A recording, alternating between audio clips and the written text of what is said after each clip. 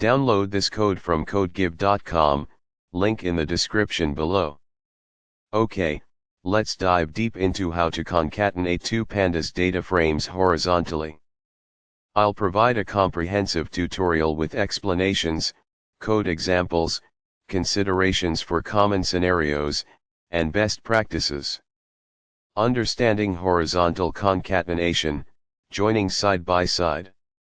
Horizontal concatenation means stacking data frames side by side, essentially adding columns from one data frame to another. It's like merging or joining, but focused solely on positioning them beside each other without any key-based matching unless you deliberately enforce it.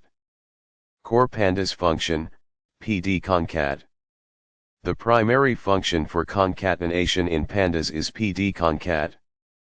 Its versatility allows us to concatenate along both rows, vertically, and columns, horizontally.